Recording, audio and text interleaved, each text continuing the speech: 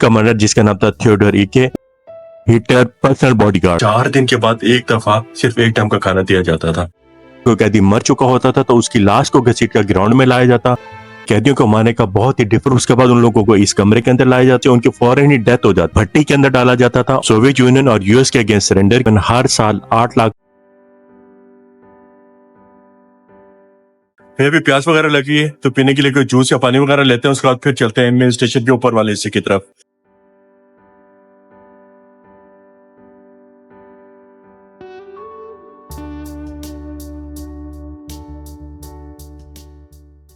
मैं underground train से अभी निकल के ऊपर मेन स्टेशन की तरफ जा रहा हूँ और जो मेन स्टेशन का रास्ता ही नहीं मिल रहा कि कहाँ पर है।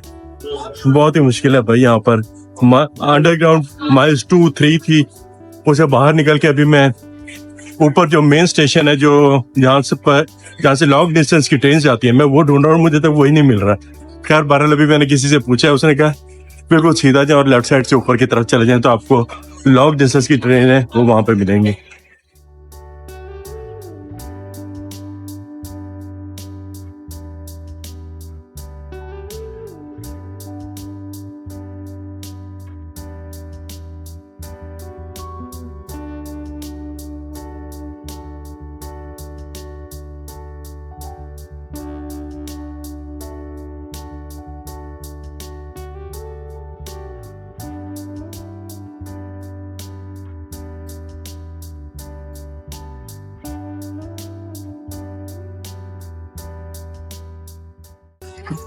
अभी हम बस में और जा रहे हैं डखाओ।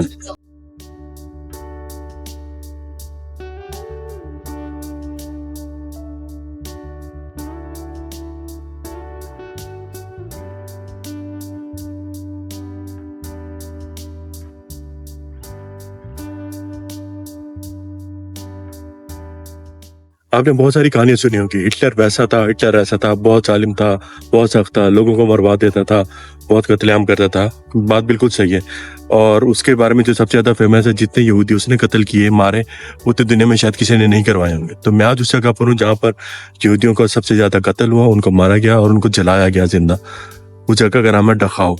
तो हम चलते हैं उस जगह को और दिखाते हैं हम आपको वो जगह जहाँ पर हिटलर ने यहूदियों को जलाया था।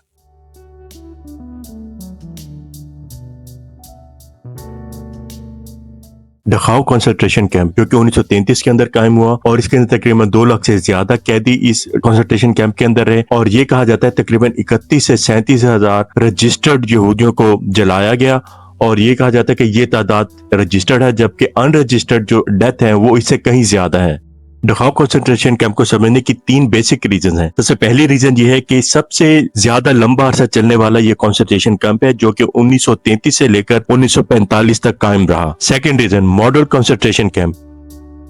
हिटलर का मेन कमांडर जिसका नाम था थियोडोर ईके, उसने इस कैंप के अंदर डिफरेंट इस्लाहत की, यानी कैदियों को टॉर्चर और सजा देने के नए नए तरीके अपनाए गए जो कि बाद में डिफरेंट कैंप्स के अंदर भी इंप्लीमेंट किए गए।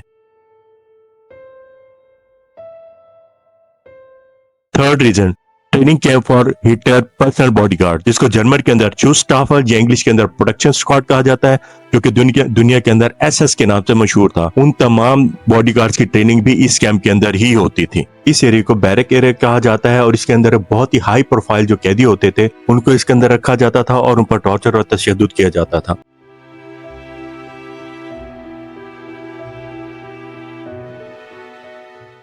मेरे राइट और लेफ्ट जो आपको छोटे छोटे दरवाजे नजर आ रहे हैं, ये बेसिकली वो बंकर्स हैं, वो रूम है जहाँ पर हिटलर ने यहूदियों को रखा हुआ था। और अभी मैं पढ़ रहा था, इन्होंने बताया कि उनको 4 दिन के बाद एक दफा सिर्फ एक टाइम का खाना दिया जाता था।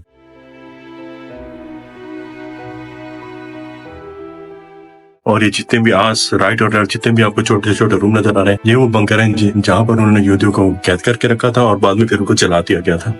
शहर के अंदर जितनी भी फैक्ट्री थी, उन तमाम फैक्ट्रीज को जो लेबर प्रोवाइड की जाती थी वो इस कंसंट्रेशन कैंप से प्रोवाइड की जाती थी। और जितने भी कैदी थे उनको फैक्ट्री के अंदर मजदूरी के लिए भेजा जाता था और उससे जितनी भी इनकम होती थी तो वो ये कंसंट्रेशन कैंप वाले अपने पास ही रखते थे।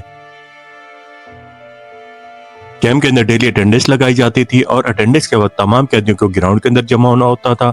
और अगर कोई कैदी मर चुका होता था तो उसकी लाश को घसीट कर ग्राउंड में लाया जाता और काउंटिंग पूरी की जाती थी। बहुत ही हाई प्रोफाइल जो प्रिजनर होते थे कैदी, उनको बंकर्स के अंदर रखा जाता था, जो डिफरेंट बैरक्स थी, सिंगल रूम, वहां पर रखा जाता था। और जबकि जो नॉर्मल कैदी होते थे उनको इस बैरक के अंदर रखा जाता था और उनके बेड बहुत ही छोटे छोटे और बहुत ही कंजेस्टेड होते थे।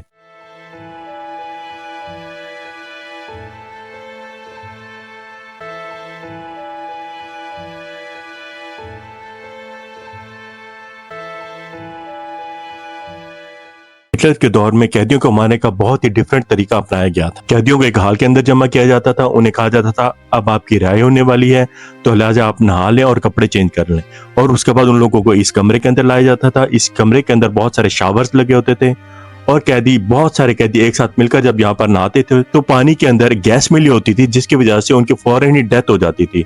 डेड बॉडी को इस बर्नर यानी भट्टी के अंदर डाला जाता था और लाश सारी जल जाती थी।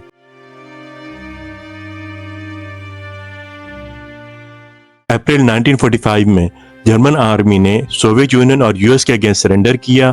30 अप्रैल 1945 को हिटलर ने खुदकुशी की और तकरीबन 1,80,000 कैदियों को यूएस आर्मी ने इस कैंप से निकाला।